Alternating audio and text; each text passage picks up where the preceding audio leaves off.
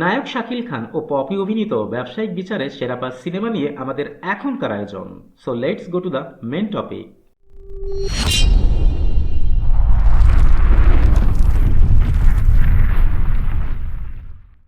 বাংলা চলচ্চিত্রের ইতিহাসে এমন কিছু মুহূর্ত আছে যেগুলো শুধু দেখা যায় না, অনুভব করা যায়।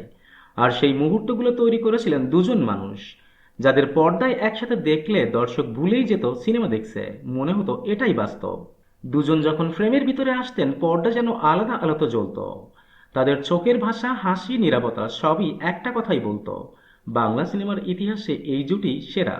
বলছি নায়ক শাকিল খান ও পপির কথা। শাকিল খান তার ফিল্মি কেরিয়ারে মোট ৫৭টি সিনেমায় অভিনয় করেছেন, যেখানে পপির সাথে অভিনীত ও মুক্তিপ্রাপ্ত মুভির সংখ্যা ১৪। আর এই জুটির ফ্লপ মুভির সংখ্যা নেই বললেই চলে। আর ব্যবসায়িক বিচারে এই জুটির সেরা পাঁচ সিনেমার তালিকার ৫ নম্বরে রয়েছে ১৯৯৯ সালে পবিত্র ঈদুল আজহায় মুক্তিপ্রাপ্ত কালজয়ী ডিরেক্টর শফি বিক্রমপুরী পরিচালিত শাকিল খান ও পপির পিওর রোমান্টিক মুভি অবুঝ মনের ভালোবাসা। মুভির গানগুলো যেমন ছিল শ্রুতিমধুর, তেমনি কাহিনীও ছিল চোখ জোড়ানো।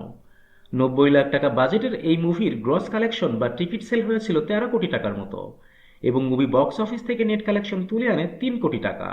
এই তালিকার ৪ নম্বরে রয়েছে ১৯৯৯ সালে মুক্তিপ্রাপ্ত ডিরেক্টর শওকত জামিল পরিচালিত শাকিল খান ও পপির আরও একটি পিওর রোমান্টিক মুভি প্রাণের প্রিয়তমা।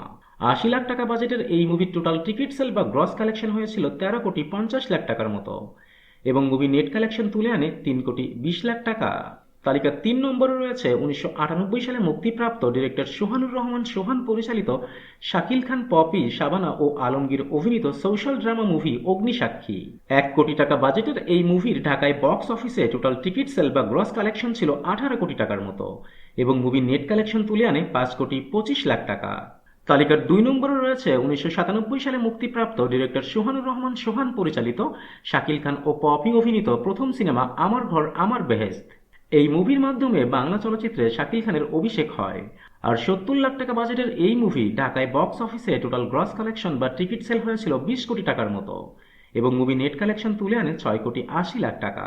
অ্যান্ড ফাইনালি শাকিল খান ও পপির কেরিয়ারের সেরা পাঁচ সিনেমার তালিকার নাম্বার ১ পজিশনে রয়েছে ১৯৯৮ সালের পবিত্র ঈদুল ফিতরে মুক্তিপ্রাপ্ত ডিরেক্টর মুস্তাফিজুর রহমান বাবু পরিচালিত শাকিল খান, পপি ও ববিতা অভিনীত মুভি এই মন তোমাকে দিলাম। মুভিতে শাকিল খান তার কেরিয়ারের সেরা অভিনয়টাই করেছেন। ৯০ লাখ টাকা বাজেটের এই মুভির ঢাকায় বক্স অফিসে টোটাল টিকিট সেল বা গ্রস কালেকশন হয়েছিল ২৪ কোটি টাকার মতো, এবং মুভি নেট কালেকশন তুলে আনে ৭,৫০,০০,০০০ টাকা, এবং হয়ে যায় শাকিল খান ও পপি জুটির কেরিয়ার সেরা ব্যবসা সফল সিনেমা।